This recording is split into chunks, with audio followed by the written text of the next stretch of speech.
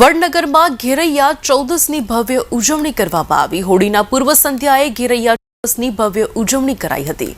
વડનગર વાસીઓએ મન મૂકીને ઘેરૈયા ચૌદસની મોજ માણી। વર્ષો જૂની પરંપરા આજે પણ અકબંધ છે। વડનગરમાં વર્ષોથી ઘેરૈયા ચૌદસની ઉજવણી થાય છે।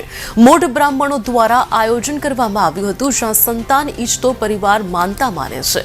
નવજાત શિશુના વધામણાથી સાથે આ પ્રકારે ઘેર રમાય છે।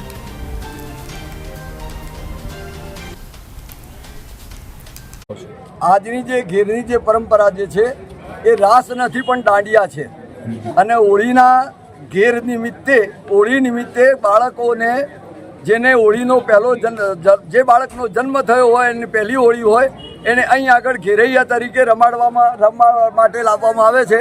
તમે આ નજર સમક્ષ જોઈ શકો છો, નાનું બાળક છે એને પ્રથમ હોળી છે, તો એવા ઘેરૈયાઓને લાવી આ ઘેરની અંદર રમાડવામાં આવે છે અને વંશની વૃદ્ધિ માટે ગામના દરેક બ્રાહ્મણોની અને દરેક કોમના દરેક વ્યક્તિઓની વંશ વૃદ્ધિ માટે આ ઘેર કાઢવામાં આવે છે।